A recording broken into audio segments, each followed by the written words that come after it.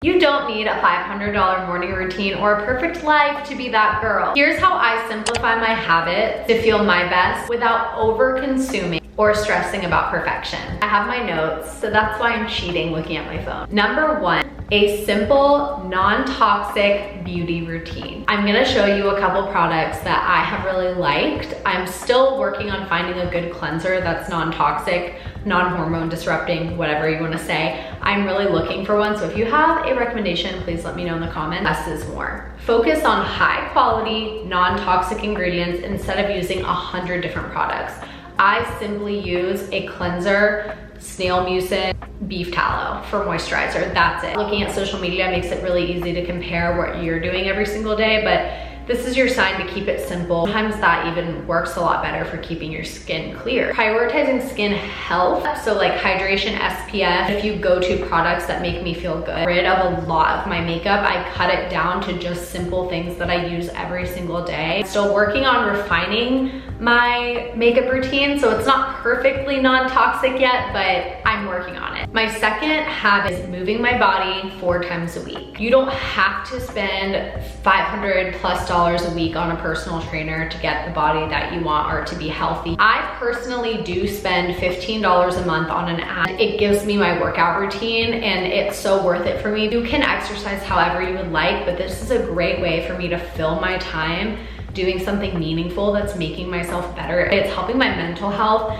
This in itself is such a good that girl habit to have. It transforms your life, your mind, your body. It's just one of the best things you can do for yourself. I'm saying that not as somebody who is perfect at fitness, but as someone who a couple months ago wasn't exercising at all and couldn't find the motivation to do it. And ever since I've been consistent, it's absolutely transformed my life. So I focus a lot on strength training. I focus a lot on mobility and a lot on my recovery. When I get to the gym, I'm not just rushing in and trying to get out as fast as I can. I'm giving myself time to be there because I'm spending about 15 to 20 minutes before I even start my exercise stretching and working on mobility. My third habit is water walks during the workday. I know most of us have a typical 9 to 5 or 8 to 4, whatever type of job. Something that has made a huge difference for me is going on water walks. When I'm starting to notice I'm getting a little bit exhausted of what I'm doing and I can't focus, or I'm just having a bad mental day, fill up my water and just walk for about 7 minutes because we have a track at the school that I work at. It gives me vitamin D. I'm out in the sun. It helps me to like breathe and refocus. I think that just gives me so much life during the workday. It's such an easy and free habit that I can do to be that girl. Okay, so I would definitely recommend water walks. My fourth habit is walking instead of scrolling. I used to get home from work. I used to immediately just lay down on the couch for probably 2 hours, sit on TikTok, this constant cycle that honestly made me feel like crap, when it just feels like I've wasted so much time. So instead of doing that, if I don't already have something to do when I get home, like immediately go to the gym or clean the house, I'll throw my workout clothes on and I'll just immediately go for a walk and put a podcast on or music or whatever. Once I do that, it ends up making me feel so much more motivated when I get back home. It takes a little bit of intentionality. If you know you're getting home and you don't have plans, or it's not a gym day, or not hanging out with a friend, or you're not planning on cleaning your house, a habit that really has changed my life. This is also a great way just to simply fight doom scrolling and also just fighting like comparison traps. It's so easy when you're scrolling.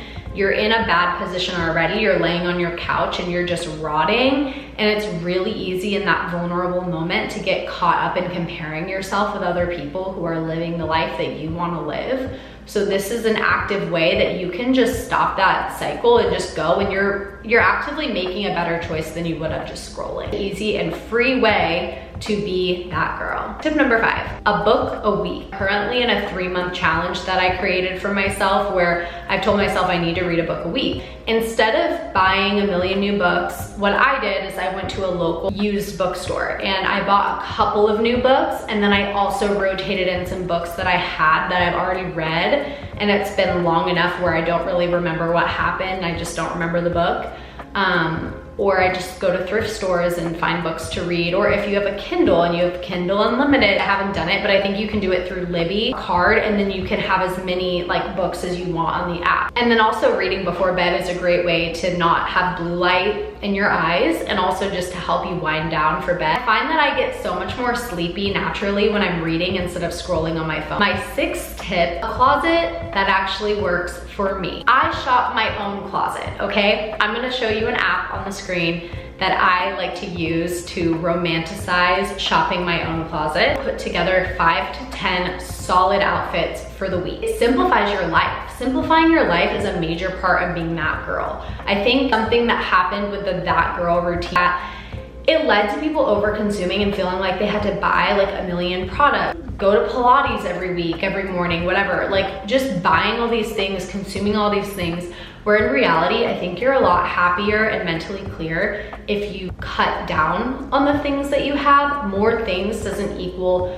more life and more happiness. Sometimes I think it's exactly the opposite. I love doing this habit with my clothes because it helps me fighting the feeling like I never have anything to wear. The second I kind of start to get bored, I'll do this again. I'll take all my clothes out and it'll help me to declutter things I maybe wasn't wearing or that I just don't reach for. And then if there's something I really need, I'm aware of it. But the only way I'm able to find that out is if I'm looking at my own closet and seeing what works for me, my lifestyle, my routine. It's not like I'm just going and just buying things just because someone said that I need this product off of like their Amazon storefront or something. A simple wardrobe equals less decision fatigue and feeling effortlessly put together. My seventh habit, meals I actually love that are simple and sustainable.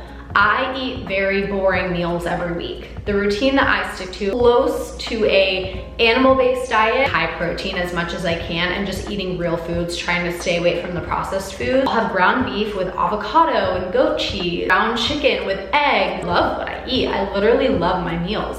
They're super simple. Satisfy me, I feel energetic, and I don't feel like I have to create this insane, incredible recipe off Pinterest and buy 15 different ingredients from the store. It's just cutting out unnecessary stress over food. Realistically, you're busy, so sometimes just simplifying and cutting down the ingredients you're using and just sticking to whole foods and just making simple meals that are like really good to you can be a really great way to be that girl. My eighth tip is setting a vibe for the day without aesthetic overload. Instead of a 50-step morning routine, I will do very simple, free little things to make my morning aesthetic, make me feel good and stress-free. Opening the blinds for natural light, playing a morning playlist or a podcast, drinking water before drinking coffee, journaling a single thought instead of the pressure to journal an entire page or just your entire life. They're very simple ideas, but those are just simple things I've come up with that help me to set a vibe for the day without having to pay like a lot of money to curate a vibe and to do all these things. Like there's so many gadgets on